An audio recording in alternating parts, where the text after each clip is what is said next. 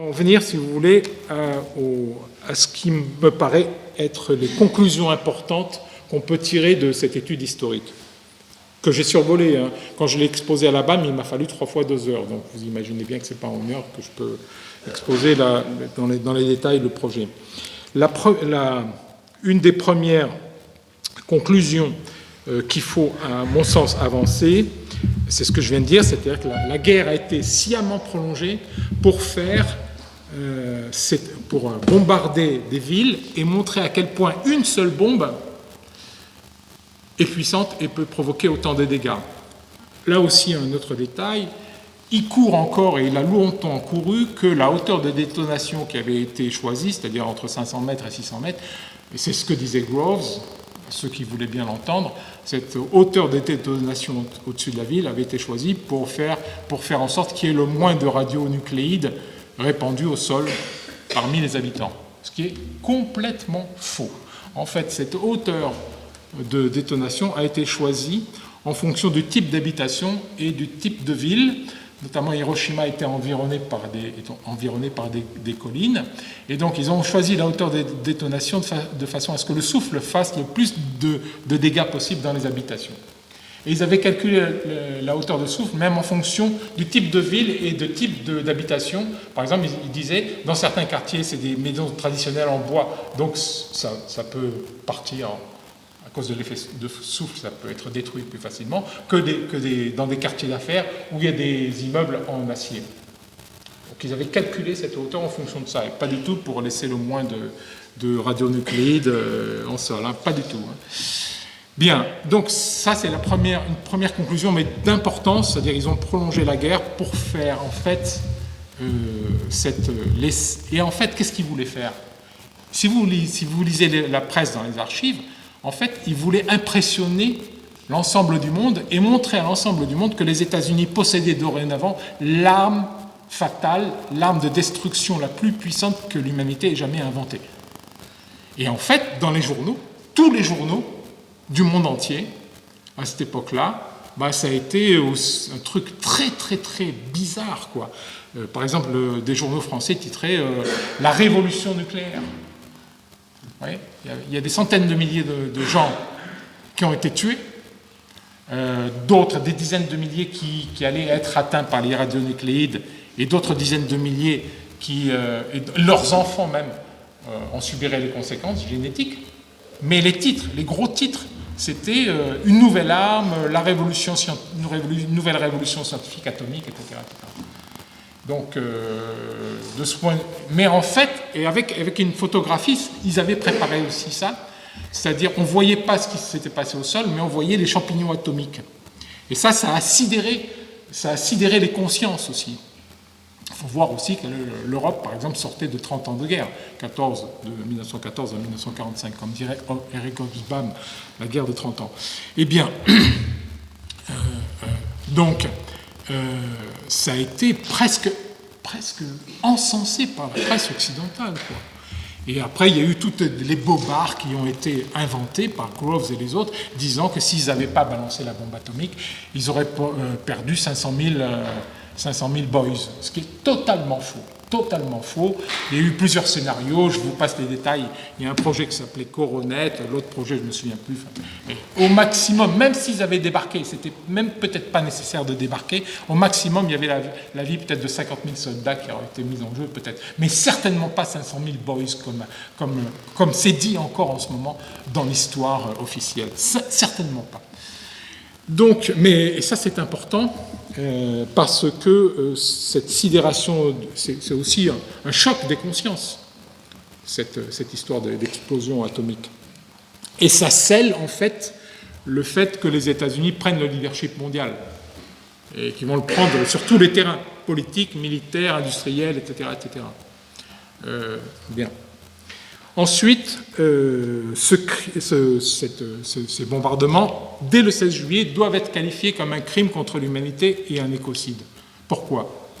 Parce que, comme je l'ai dit tout à l'heure, eux-mêmes s'étaient aperçus que le nuage avait fait le tour de la Terre. Donc ils savaient très bien qu'avec une explosion, ils allaient arroser la Terre entière.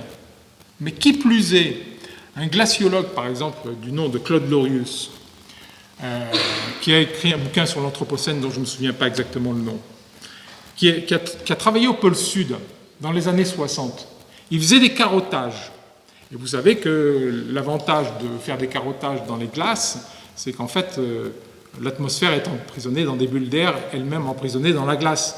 Donc on peut aller voir qu'est-ce qu'était l'histoire de l'atmosphère des centaines de milliers d'années auparavant, avant notre ère aujourd'hui. Et donc, Claude Lerius, ces carottages, il les a fait analyser, qui plus est par qui? Par le CEA de Grenoble, donc ce ne sont pas des antinucléaires, hein, surtout dans les années 60, le CEA de Grenoble. Eh bien, dans les années 60, ils ont retrouvé toutes les traces au pôle Sud, toutes les traces de toutes les explosions atmosphériques qui avaient été faites depuis 1945. Toutes les traces, je dis bien analysées par le CEA de Grenoble. Vous voyez ce que je veux dire? Ce n'est pas des antinucléaires qui ont fait ça, qui ont analysé ça, pas du tout. Donc, c'est la preuve par 9, si vous voulez, que toutes les explosions atomiques ont répandu des radionucléides partout dans le monde. Et bon, ça veut dire des conséquences sur le vivant à l'échelle de la planète. Et ça a des conséquences, en fait, sur le vivant, ça a des conséquences sur le vivant animal, sur le vivant végétal, etc. Et ça a des conséquences même génétiques. Je ne vais pas rentrer dans les détails non plus. Là, il y a quelqu'un qui a écrit un livre qui s'intitule « Un biologiste contre le nucléaire ». En fait, il fait un livre à la gloire de son patron qui était Jean Rostand. Et lui, son nom m'échappe à l'instant, mais ça va me revenir.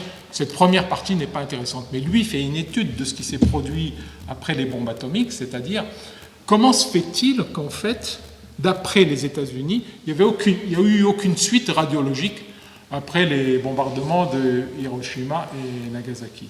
Il n'y avait pas de suite. Ils l'ont dit dès septembre 1945. Groves fait une conférence de presse à Alamogordo, d'ailleurs, au site où avait eu lieu la première explosion. Ils invitent une trentaine de journalistes des États-Unis. Là, sur le site, il y a des photographies de ça. Hein, et ils disent, vous voyez, bon, on est sur le site. Sauf que si vous regardez bien les photographies, vous voyez qu'ils ont tous au pied des surchaussures blanches pour ne pas ramener à la maison ce qui est dans le sable et qui s'est agrégé dans le sable du désert.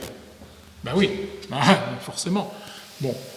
Et donc, ils disent qu'il n'y a pas de suite à attendre. Mais en fait, il y a des suites génétiques à attendre de toutes ces explosions atomiques.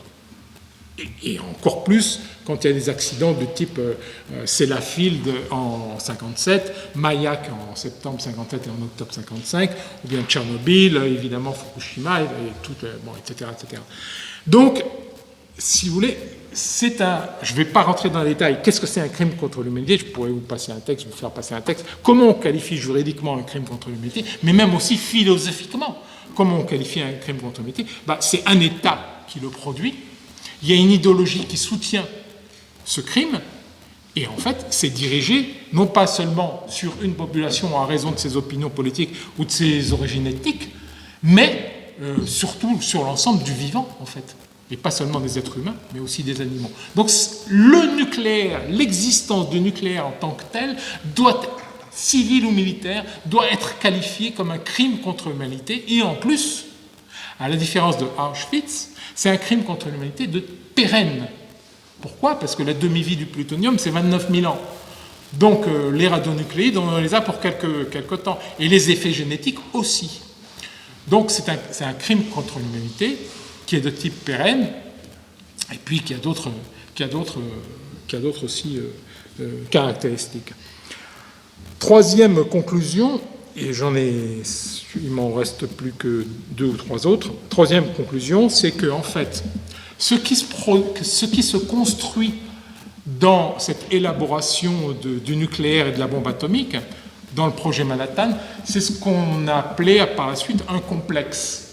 Et que j'appelle moi, non pas un complexe militaro-industriel, mais un complexe scientifico-militaro-industriel. Sans les scientifiques, rien n'aurait été possible. Donc ce complexe, en fait, en 1945, il va être auréolé en quelque sorte de sa nouvelle arme, de l'invention de sa nouvelle arme et de la puissance de sa nouvelle arme. Et dès novembre 1945, Groves, avec tous les grands patrons, il y a un film là-dessus, Groves, avec tous les grands patrons à New York, en novembre 1945, font un symposium, ce qu'ils appelaient un symposium, et dont le titre était Est-ce que le nucléaire va révolutionner notre vie? Et là, ils commencent à mettre sur pied l'industrie nucléaire. C'est les prolégomènes, les prémices de l'industrie, de la mise en place de l'industrie nucléaire. Dès novembre 1945. Dès novembre 1945. Et toutes les grandes industries états-uniennes sont là. Et évidemment, l'appareil d'État, et puis les militaires, etc. Et donc, ils ont une puissance. En fait, ils vont gangréner tous les appareils d'État des États-Unis, aussi bien que l'Union soviétique, parce que l'Union soviétique va aussi aller dans cette course à l'arme nucléaire. Et donc, ils acquièrent une puissance terrible, au point que, quand il y a la crise des missiles en 1962 à Cuba, il a été question à un moment donné que les États-Unis balancent une bombe nucléaire sur Cuba. Il s'en est fallu de très très peu. Ils étaient 14 dans le Conseil, et 12 étaient pour balancer une bombe nucléaire sur Cuba en octobre 1962. 2 étaient contre, c'était John Fitzgerald Kennedy et son frère Robert Kennedy. Bien. Mais ils acquièrent un poids dans tout l'appareil d'État, ce qu'on appelle aux États-Unis l'administration. Ce complexe scientifico-militaro-industriel, bon, ça va être Monsanto, ça va être Kodak, etc. Ils acquièrent un poids énorme, jusque dans les sphères de pouvoir les plus proches de la présidence, hein, ce qui existait déjà du temps de Roosevelt. Mais Roosevelt était quelqu'un qui savait les mettre à distance. Truman, pas du tout. Pas du tout. Il n'avait pas la stature d'un homme d'État, quoi. Et donc, c'est au point, ils ont une telle puissance que, il y a des choses bizarres, quoi. Moi, je n'ai pas d'explication et je ne vais pas en avancer là-dessus. Mais, après le fait que les 2 Kennedy aient refusé de balancer une bombe nucléaire sur Cuba en 1962, quelques mois auparavant, il y avait eu la signature du premier traité de non-prolifération entre Kennedy et Khrouchtchev en juillet 1962. Et c'est en juillet 62 ou en juillet 63, excusez-moi, je ne me souviens plus, bon, peu importe. Et donc, en fait, qu'est-ce qui se passe? Kennedy est assassiné en novembre 63. On n'a toujours pas d'explication sur ce crime. Pas d'explication plausible. Et en fait, il devait signer la deuxième partie du traité de non-prolifération des armes en novembre 63. Là, pour le coup, je suis sûr de la date. Donc, avant la signature, il est dézingué à Dallas. Il est tué dans l'attentat. 6 mois plus tard, Khrouchtchev est évincé du Politburo en juin 64. Vous voyez, moi, je ne vais pas aller dans les trucs, ça ne m'intéresse pas, les histoires de complot, machin, ça ne m'intéresse pas. Mais ce que je veux dire par là, c'est que c'est le symptôme du fait que les appareils d'État sont gangrénés par ces complexes scientifico-militaro-industriels. Ils ont le pouvoir, en fait. Ils ont le pouvoir. En France, on pourrait parler de la commission, c'est un peu différent, mais on pourrait parler de la commission Péon. On pourrait aussi parler du fait que pourquoi il y a la révolte des généraux en 61 à Alger, les barricades d'Alger en 61. La première bombe atomique française, c'était en 60. Bien. Donc, ça, c'est ma deuxième conclusion, c'est-à-dire les complexes scientifico-militaro-industriels gangrènent tous les appareils d'État des puissances nucléaires. C'est très important pour ce que je vais dire demain. La troisième chose, c'est que, en fait, ça m'a tout de suite interrogé, le fait que si on caractérise le nucléaire comme crime contre l'humanité, on fait le rapprochement évidemment avec Auschwitz-Birkenau. C'est aussi un crime contre l'humanité. Mais ils sont différents. En quelque sorte, le nucléaire est un crime contre l'humanité plus moderne, plus scientifique. Je veux dire par là, il suffit d'un équipage avec 6 avions qui soient envoyés en mission, qui soient reliés à l'île de Tinian, où il y a le QG, et qu'auparavant, il y a quelques milliers de personnes qui aient construit, ou quelques dizaines de milliers de personnes qui aient construit cette bombe atomique. Mais ce n'est pas la peine, c'est pas un crime contre l'humanité qui se fait de la même manière que contre les opposants politiques, les tziganes, les homosexuels et les juifs, c'est-à-dire en enrôlant tous les systèmes ferroviaires de toute l'Europe pour amener des millions de gens dans les camps d'extermination. C'est beaucoup plus...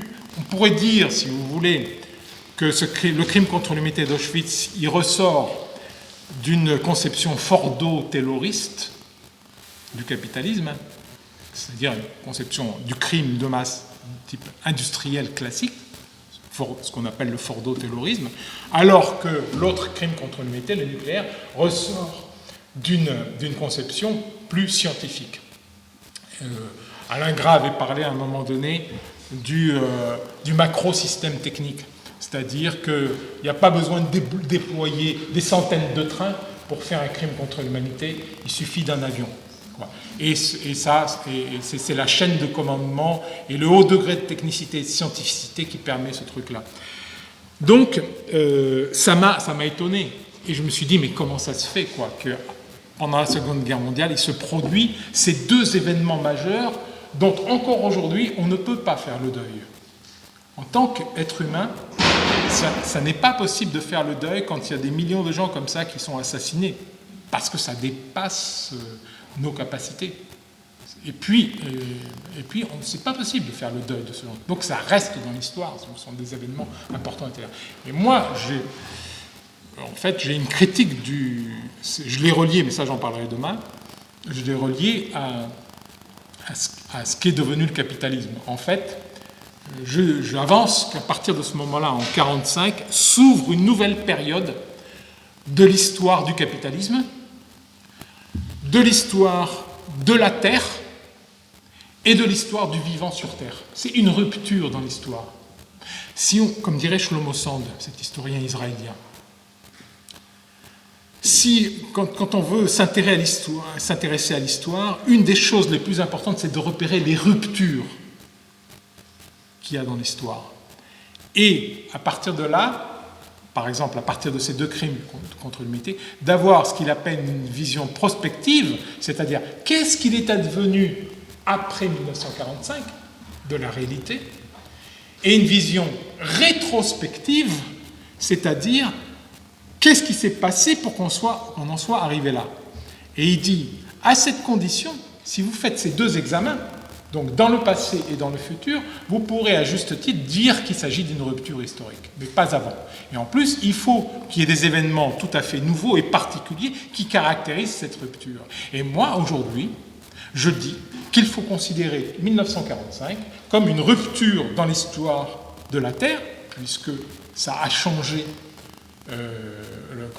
les radionucléides qui se sont répandus sur la Terre entière, a modifié le patrimoine génétique même de tout le vivant sur Terre, puis il y a eu d'autres choses après.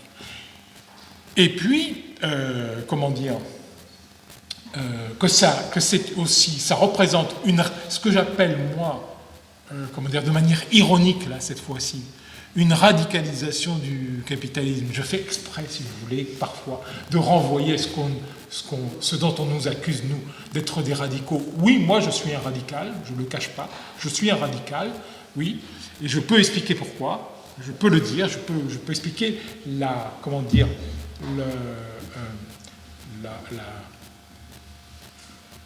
nécessité aujourd'hui d'être radical par rapport à ce qui nous attend.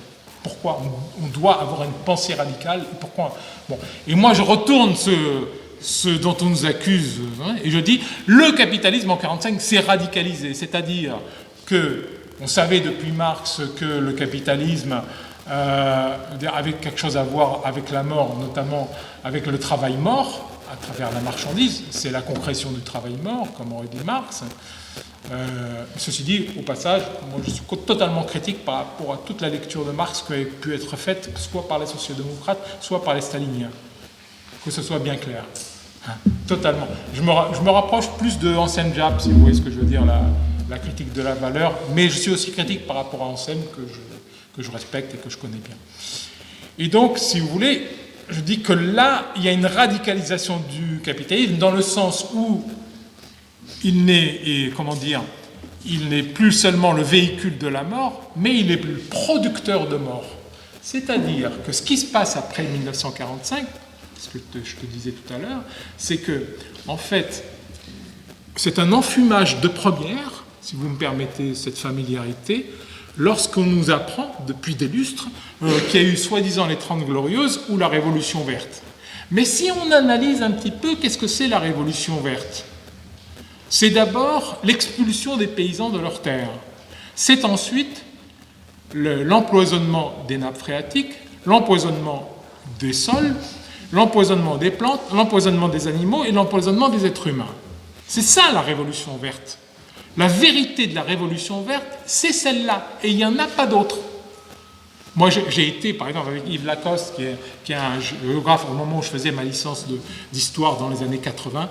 Il y avait Yves Lacoste qui enseignait à Paris 8, et on avait été sur le terrain en Beauce, là-bas, et il nous montrait le terrain, on pouvait marcher dessus, et c'était dur comme ça. Parce que la terre, elle était morte, et parce qu'il y avait des engins, il était obligé, pour faire les sillons, d'acheter des engins de plus de 100 tonnes. Non seulement la terre elle était morte, il n'y avait qu'un seul ver de terre dans cette terre, mais en plus, avec les tracteurs hyper sophistiqués et très puissants et hyper lourds qu'ils utilisaient, ça passait la terre. Donc ça, je l'ai vu de mes propres yeux. Ça, c'était dans les années 80, ils nous expliquaient. Donc, si vous voulez, cette histoire de révolution verte, en fait, on appelle ça révolution verte, c'est un enfumage de première, parce qu'on met le terme de révolution, donc ça fait passer la pilule. En l'occurrence, j'y viendrai demain, c'est la même chose pour révolution industrielle, ou révolution numérique, ou révolution néolithique. C'est le même enfumage, enfin, l'enfumage est différent, mais c'est un enfumage de première aussi. Donc, ça c'est la troisième conclusion. Et une des dernières conclusions qu'on peut tirer, c'est la chose suivante, c'est que si on est d'accord pour dire qu'en fait, le capitalisme, moi je préfère appeler ça le capitalisme thermo-industriel, c'est aussi, ça vient d'Alain Gras, avec lequel je ne suis pas forcément d'accord, mais il dit pourquoi il appelle ça le capitalisme thermo-industriel, celui qui s'installe fin 18e siècle, début 19e siècle. Pourquoi il l'appelle comme ça? Parce que thermo-industriel, ça veut dire qu'un capitalisme qui se sert du feu, c'est-à-dire du charbon et puis ensuite du pétrole. Et en gros, dans les années 1850, comme diraient les bons techniciens, les bons scientifiques, etc., les courbes se croisent, c'est-à-dire que jusque vers les années 1850, ce sont les énergies animales, éoliennes, et puis de l'eau, là, hydraulique, qui sont encore majoritaires dans l'industrie. Et puis, avec le charbon commence à devenir prépondérant, il devient majoritaire. Après, ça s'accroît évidemment avec le pétrole, etc. Donc il appelle ça, en fait, le capitalisme thermo-industriel, qui commence avec le charbon fin 18e siècle en Angleterre. Eh bien, si on est d'accord pour dire qu'à ce moment-là s'établit ce capitalisme thermo-industriel, en fait, il faut voir que dans l'histoire, à la fin du 19e siècle, c'est quasiment une civilisation capitaliste qui se met en place, et on peut appeler ça une civilisation capitaliste dans quel sens? Dans le sens, en fait, où à la fin du 19e siècle, on peut dire que le capitalisme structure majoritairement les relations sociales. Même s'il y a, par exemple en France, encore 50 ou 55% de paysans, les relations sociales, globales, si vous voulez, sont majoritairement structurées par le capitalisme, à la fin du 19e siècle. Grosso modo, dans les pays occidentaux. Ça dépend des pays. L'Allemagne a un peu de retard, mais elle va se rattraper très vite, etc. Donc on peut. Mais si vous voulez, pourquoi je dis ça?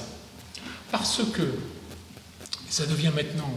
Vous savez, on entend ça presque partout maintenant. On dit si on ne change pas le monde tel qu'il est, le monde court à sa perte. Ça devient presque. C'est de l'ordre de la doxa, comme on dirait en philosophie. C'est presque. Une large majorité de gens qui sont d'accord, il y a juste titre avec ça. Eh bien, c'est quand même incroyable. En fait, le capitalisme aura été ou sera la plus courte civilisation qui aura jamais existé dans l'histoire de l'humanité. Ben oui. Si on est d'accord pour dire que ça se met en place fin 18e siècle, mais qu'en fait, ça devient vraiment une civilisation à la fin du 19e, il ne lui a pas fallu 50 ans d'ailleurs pour permettre ces 2 crimes contre l'humanité.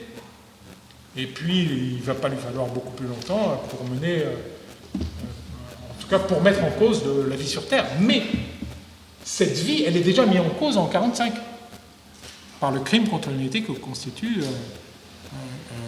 Alamogordo, Hiroshima et Nagasaki et toutes les explosions ensuite atmosphériques, sous-marines, souterraines, etc., etc. Donc c'est quand même, vous voyez, je fais une espèce de raccourci là, parce qu'il me semble, si vous voulez, qu'il y a tout à repenser dans l'histoire du capitalisme. Tout, presque tout est à repenser. Et même à Auschwitz, etc., bon, j'en parlerai demain, il y a une dimension dramatique d'Auschwitz qui est toujours ignorée pour plein de raisons. Voilà, je termine. Je vais laisser un peu de temps, excusez-moi, à la discussion.